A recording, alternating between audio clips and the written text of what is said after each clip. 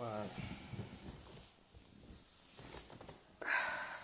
Oh, ça va se savoir.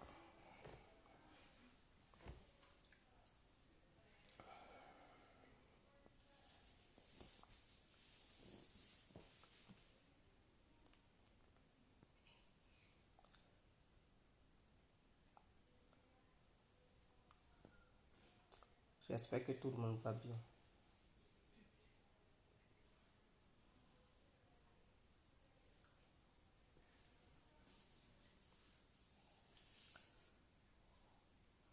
J'espère que tout le monde va bien. Alors, bonsoir à tous et à tout temps pour tous ceux qui ne me connaissent pas. Je suis l'incontournable guerrier complet tout terrain. L'homme dont on parle, l'homme qui n'a pas fourreau aux yeux, l'homme qui ne marche pas ses mots. Vous pouvez aussi m'appeler devant la ville, l'homme n'a rien gouverneur italien, directement on appelle moi Bungun, laisse-moi mourir 5 plein droit, il padrino, camari des eaux, la moudia. Alors, des gens ne comprennent pas Guégué. Je comprends. Parce que Guégué, quand il parle, les gens me traitent de fou. Ils disent que Guégué, qu'est-ce que tu dis? Tu n'es pas avec le RADP et tout, parce que la vérité fait mal. J'ai été le seul à combattre les fake news sur la personne d'Ahmed Bakayoko, ici, sur les réseaux sociaux. Quand je fais un post, on dit, oh Guégué, tais-toi. Je dis, mais arrêtez de faire des fausses publications pour mentir aux militants et militantes du RADP. On doit étaler la vérité et dire la vérité aux Ivoiriens ainsi que tous les Africains. D'autres montraient des photos, des images où Ahmed Bakayoko ferait du footing, d'autres montraient des trucs, on dit non, il est dans un avion, il arrive bientôt et tout. Ils ont fait une propagande notoire. Vous ne savez pas pourquoi Ahmed Bakayoko est mort. Pour ceux qui démentent cette histoire d'empoisonnement-là, Ahmed Bakayoko a été bel et bien empoisonné en Côte d'Ivoire. Et je vais parler de lui. Et je vais encore parler du Premier ministre Gon Coulibaly. Qu'est-ce qui les a tués, ces deux-là? Et qu'est-ce qui attend Patrick Kachi s'il ne quitte pas la Côte d'Ivoire immédiatement pour venir se faire soigner? S'il veut traîner dans les cliniques de la Côte d'Ivoire ou bien dans les petits hôpitaux ivoiriens, il va mourir. S'il ne veut pas mourir, qu'il quitte la Côte d'Ivoire immédiatement. Ceux qui sont les parents de Patrick Kachi, écoutez bien cette vidéo, demandez à votre fils Patrick Kachi que s'il veut, c'est-à-dire si sa vie lui tient à cœur, qu'il quitte la Côte d'Ivoire immédiatement pour aller se faire soigner. Et il n'a qu'à éviter la France. Je vais vous dire, Ahmed Bakayoko, étant souffrant, il était en Côte d'Ivoire. Il pensait que c'était une simple fatigue. Il a perdu du temps. Quand il l'a envoyé en France, la France l'a gardé. Mais malheureusement, la France n'a pas pu détecter le poison qui le rongeait en fait. Est-ce que vous comprenez? La France n'a pas pu détecter le poison. Et donc, la famille d'Ahmed Bakayoko a perdu assez de temps en France. Ils n'ont pas vite décidé d'enlever Ahmed Bakayoko sur le territoire français pour l'amener en Allemagne. Vous savez, en science, les Allemands, ils sont très forts dans la chimie. Les Français ne sont pas à la hauteur, chimiquement parlant. Donc, la France a fait toutes les analyses. La France a dit non, il n'a pas été empoisonné. Vous verrez, il y a des médias français qui ont même témoigné pour dire non, le Premier ministre Ahmed Bakayoko n'était pas empoisonné. Et qu'il avait tout simplement un cancer de foie. Non, ce n'était pas un cancer, c'est un poison qu'il a rongé. Quand il a été envoyé en Allemagne, c'est là les Allemands ont détecté le poison qui tuait le Premier ministre en fait. Les Allemands ont détecté le poison. Mais c'était déjà trop tard. Ils ont dit qu'ils ne pouvaient plus le soigner parce qu'il a mis assez de temps avant de venir. Ce que la France n'a pas fait. C'est-à-dire, quand il avait quitté la Côte d'Ivoire, s'il débarquait directement en Allemagne, il allait être soigné. Mais il a perdu assez de temps. C'est-à-dire, il a fait 2 semaines en France. Les Français n'ont pas pu détecter le poison qui le rongeait. Ce n'est pas n'importe quel poison. On ne vous parle pas de poison de souris ou bien truc. Non. Ce sont des poisons nucléaires. Et ce n'est pas n'importe quel pays qui peut détecter ce poison lorsque ça est dans ton organisme. Il n'y a que des pays, l'Angleterre, l'Allemagne et quelques pays en Europe ici. La France n'a pas encore atteint ce niveau. On peut dire grande puissance, pays développé. Mais ce n'est pas dans partout qu'on maîtrise. Ce n'est pas tout on maîtrise. Et c'est ainsi que Ahmed Bakayoko est mort. Moi, je savais qu'il allait mourir. Ma dernière vidéo, qu'est-ce que j'ai dit? J'ai dit Ahmed Bakayoko risque de repartir en Côte d'Ivoire dans un cercueil. Ceux qui m'ont écouté, ils savent. Mais je ne voulais pas dire officiellement qu'Ahmed Bakayoko allait mourir. Parce que si je disais ça, la colère des militants et militantes du RADP, ça allait s'abattre sur moi. Ils vont dire Guégué, c'est-à-dire c'est un faux cul. Guégué, tu es du côté de l'opposition. Guégué, tu combats le RADP. Oh, pourtant, Guégué dit la vérité. Guégué dénonce ce qui n'est pas bon. Le problème de Gon Coulibaly, on dit qu'il est mort d'une crise cardiaque. Non. Le poison qui était en Gon Coulibaly n'avait pas aussi été détecté par la France. Parce que je ne comprends pas les politiciens ivoiriens. Quand ils sont malades, au lieu d'aller dans des bons pays pour se faire soigner, c'est France, France, France. Continuez, venez en France. Hein. Si on vous donne des poisons là-bas et vous courez pour venir en France, vous allez mourir un à un. Même si je suis pour le RADP, moi, mon problème, c'est de faire comprendre au cadre du RADP que la France, ce n'est pas le pays qui connaît tout. Donc, si vous êtes malade, s'il vous plaît, allez-y voir d'autres pays que de vous limiter en France, France, France, s'il vous plaît. Parce que si c'est en France, vous allez mourir.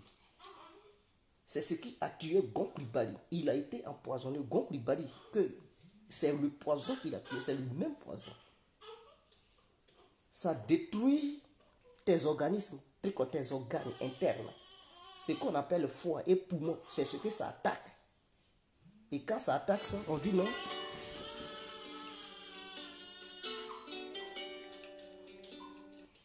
Des gens diront que non, ils vont faire greffe de foie, greffe de foie. C'est dans cette histoire de greffe de foie, même si on fait une greffe de foie, tu ne peux pas vivre. Parce que même si on remplace, le poison est déjà dans ton sang.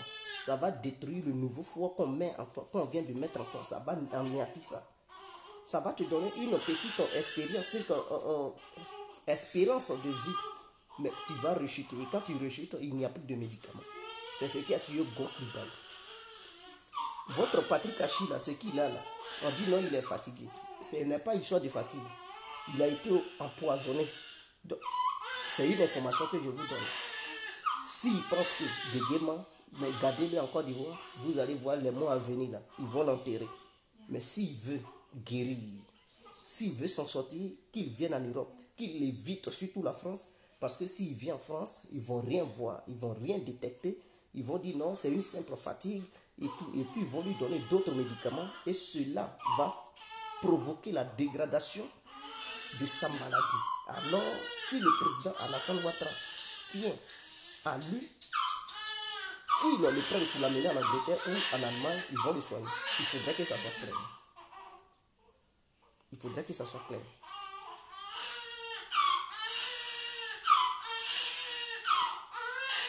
Excusez-moi, j'allais casser les papos, mais bon, je n'ai pas trop le temps. Je n'ai pas trop le temps. Peut-être un autre jour, on fera une vidéo. Mais la primature, là, c'est-à-dire le bureau de la primature est gâté.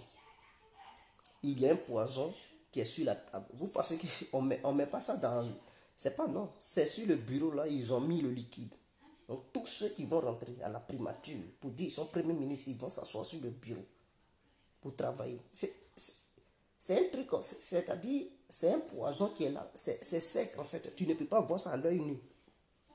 Tu ne peux pas voir ça à l'œil. Il suffit de toucher ton corps, n'a qu'à toucher seulement. Et puis, c'est fini. C'est-à-dire, si ton corps rentre en contact avec la table, c'est fini. Ça va pénétrer à travers la sueur. Ça pénètre ton corps. Ça atteint ton sang. Et ça arrive dans tes poumons. Donc, si Alassane Ouattara veut réellement un bon premier ministre, il n'a qu'à changer de bureau où les ministres sont nommés, où on met les ministres, il n'a qu'à changer. Tant que ce n'est pas changé, quiconque qui voudra devenir premier ministre, s'il rentre dans ce bureau, il va sortir là-bas mort ou malade. Il faudra que ça soit clair.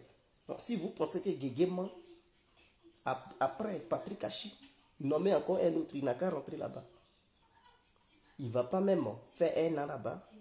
Et vous allez constater que non, il maigrit, il est fatigué, les grosses gouttes de sueur coulent, ça ne va pas.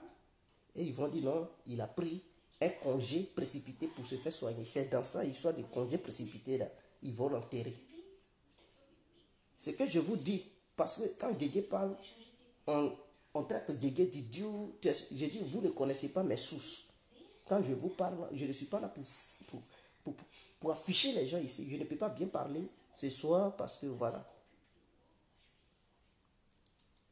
Est-ce que vous comprenez?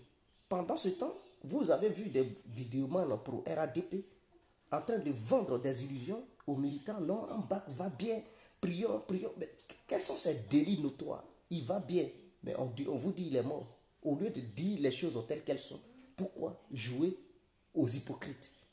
C'est ça qui est la différence entre vous et Guégué. Parce que Guégué, lui, il ne garde pas sa langue en bride. C'est-à-dire quand les trucs sont là, je dis ça directement. Et les gens ne me comprennent pas. Et j'ai une vision. Quand je vois quelque chose, et je sais que ça va arriver, quand je parle, on dit Guégué divague. Guégué dit n'importe quoi, tu es un fou. Mais toujours le fou a raison sur vous. Et vous qui êtes en l'essentiel, c'est vous qui finissez à avoir tort. Et le fou, là, c'est lui qui finit à avoir raison. Tout ce que j'ai dit, que ça soit histoire de Ouattara, que ça soit tout ce que Guégué dit, ça arrive toujours. C'est-à-dire ceux qui me suivent, ils peuvent le savoir. Si seulement vous ne me suivez pas, ok, il n'y a pas de souci. Mais si vous me suivez, vous devez savoir que Guégué, là, quand il dit quelque chose, c'est ça. Patrick Hachi, dites-lui de quitter la Côte d'Ivoire pour aller se faire soigner immédiatement. Sinon, lui aussi, là, il va passer dans la casserole. Et ceux qui font ça, là, ce n'est pas l'opposition. Je vous ai dit, ce sont les membres du gouvernement actuel de la Côte d'Ivoire qui sont à la base de l'empoisonnement de leurs propres collègues africains et sa sorcellerie. Le noir ne peut jamais changer. Black, on never garanti. Black, on never garanti. Le black, on n'est jamais garanti. Le black est le plus grand sorcier qui puisse exister. D'autres se disent que non. Ils sont dans un seul, dans un parti politique, ils ne peuvent pas se faire du mal. Mensonge. Ce qui se passe là-bas, là, c'est une histoire de succession.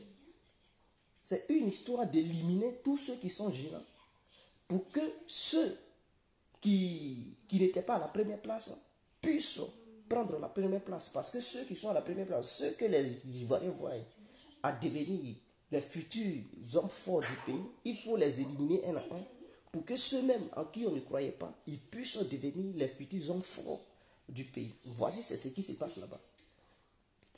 Vous, Ivoiriens, vous, Africains, moi-même, y compris Guégué, si on a toujours cette mentalité de dire ce sont les membres de l'opposition qui sont à la base, nos propres cadres du RADP, là, ils vont partir un à un, c'est-à-dire ils vont mourir un à un.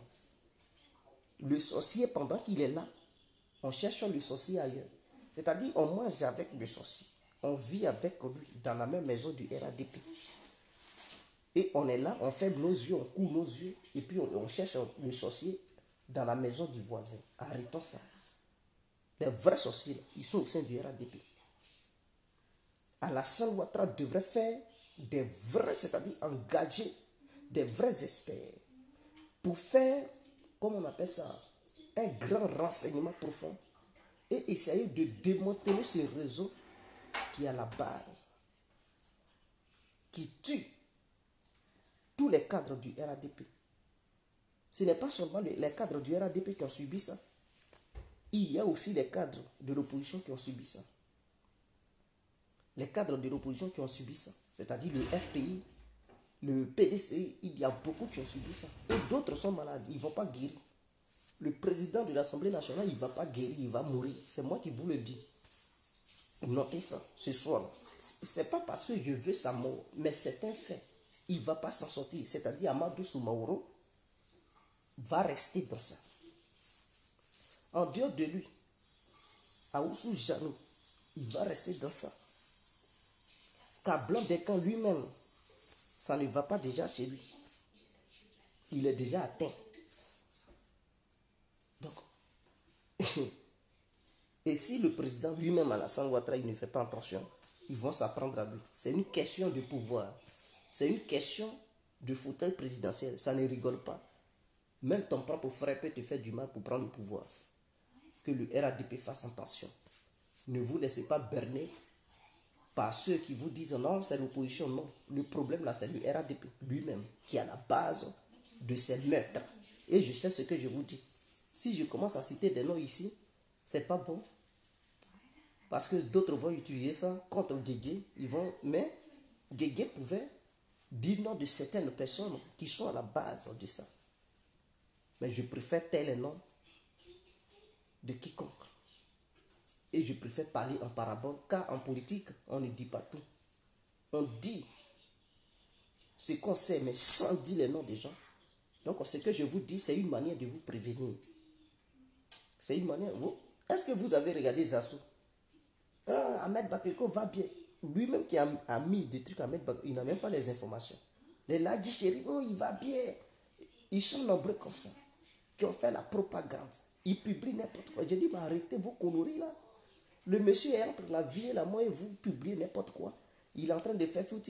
Allez-y, voir sur ma page. On dit, mais Guégué, tu es contre, tu es contre. J'ai dit, mais ok, il n'y a pas de souci. C'est quand ça va sortir, on va voir. Mais moi, j'avais déjà les échos. Quand je criais pour dire, ils n'ont qu'à l'enlever en France, que la France est nulle en médecine.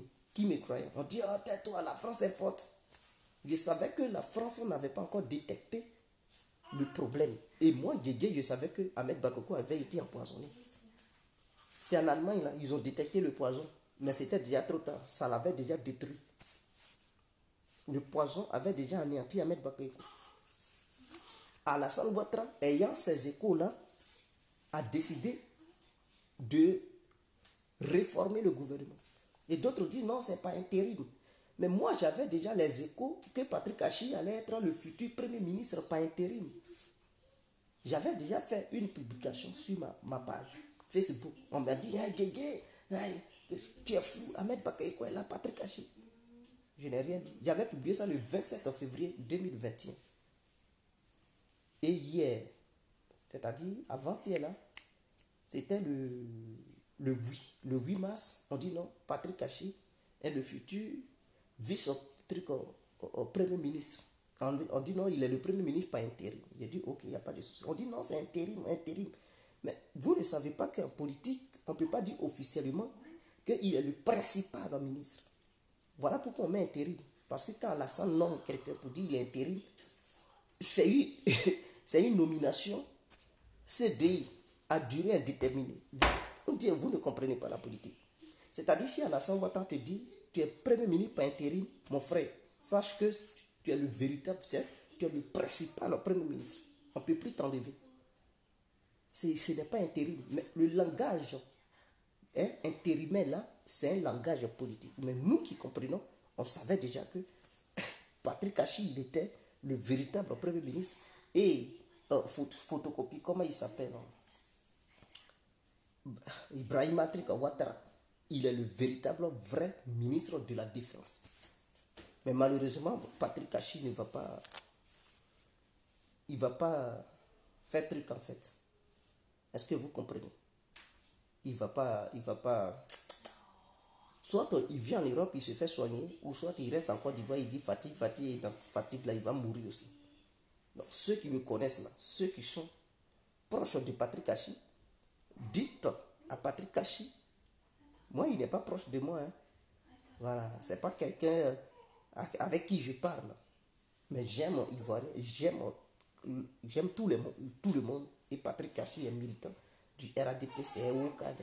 Et donc moi je l'avais dans cette vidéo de quitter la Côte d'Ivoire et venir se faire soigner en Europe en évitant la France. En évitant, s'il vient en France, ils ne vont rien voir. Les médecins français ne vont rien détecter et il va mourir gratuitement. Amenez-le en Angleterre ou en Allemagne. Ils vont détecter si c'est un poison.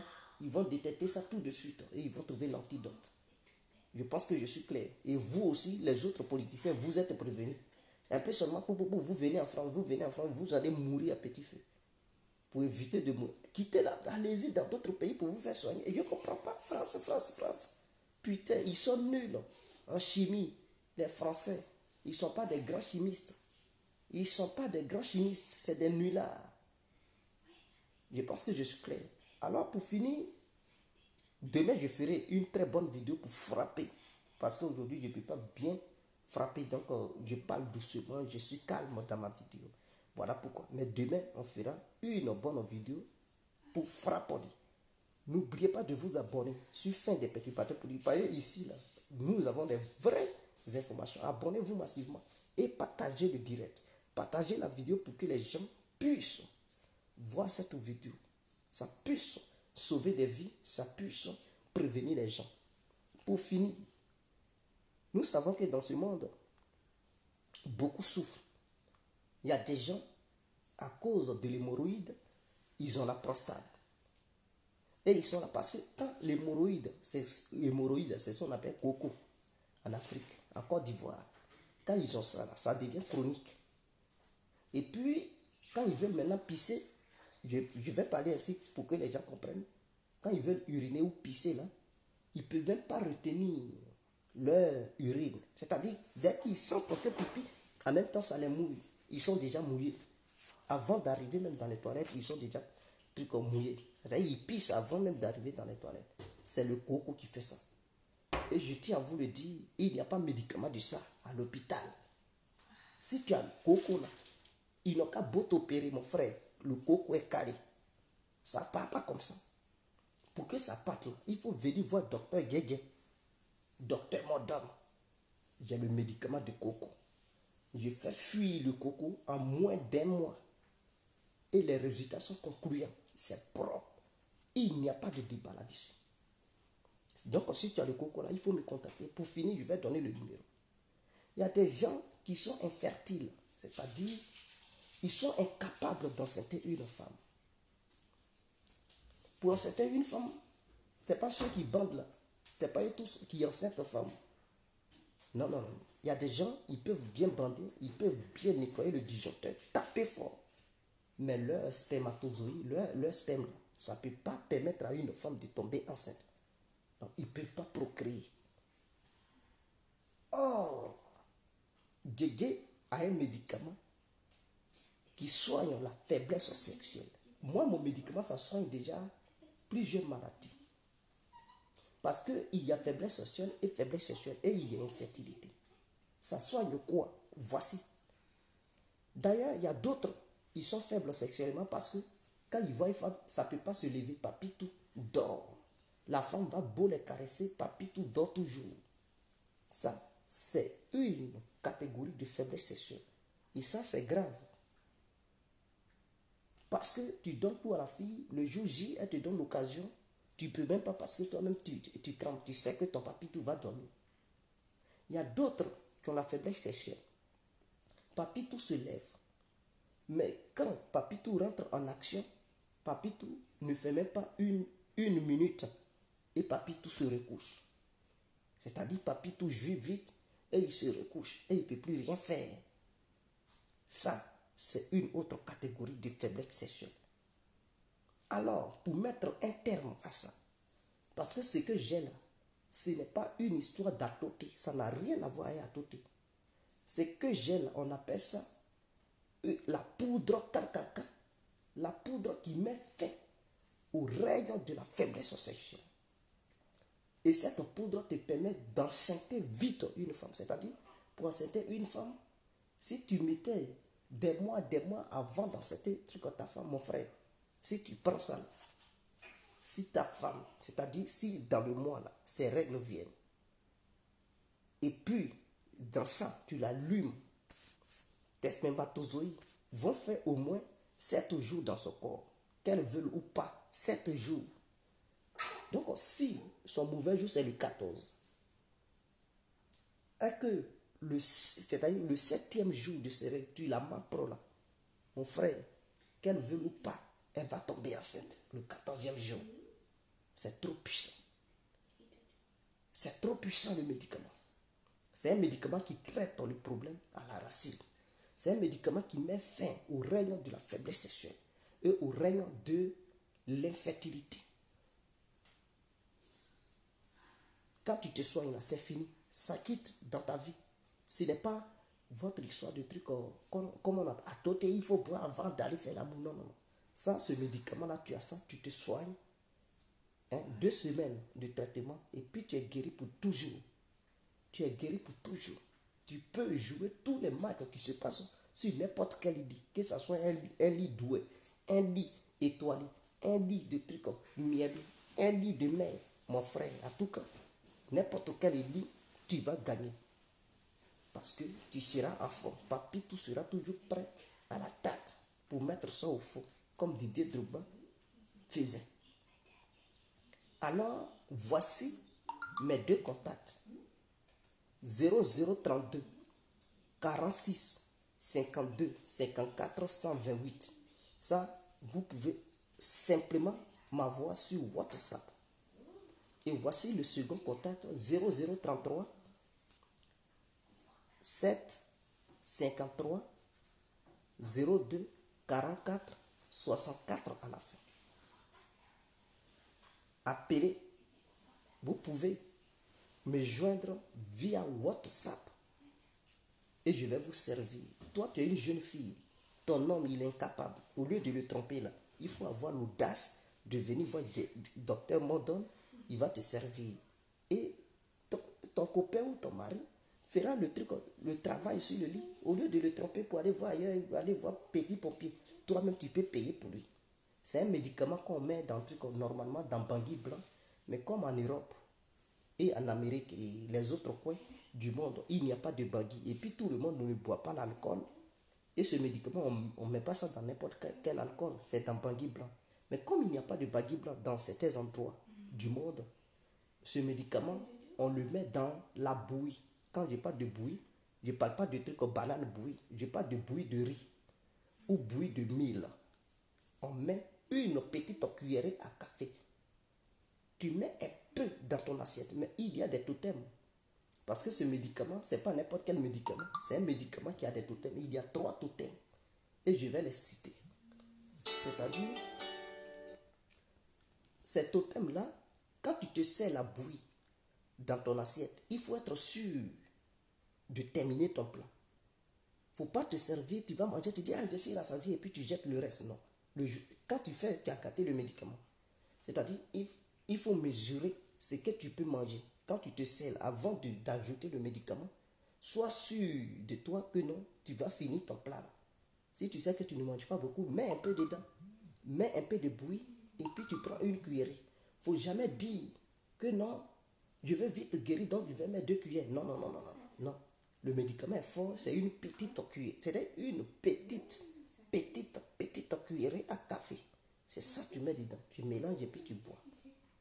Est-ce que vous comprenez? Tu fais ça matin et le soir.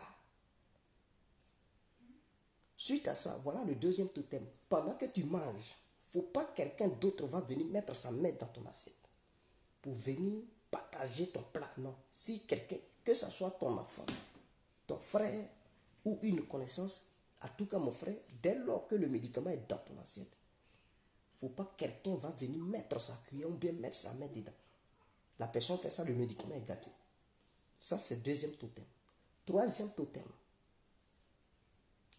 Quand tu as le médicament chez toi, même si tu connais quelqu'un, que ce soit ton proche, ton ami, ton frère, ton fils, quel que soit l'individu que tu connaîtras, qui a le même problème que toi, il ne faut jamais mettre ta main dans ton médicament là pour lui donner.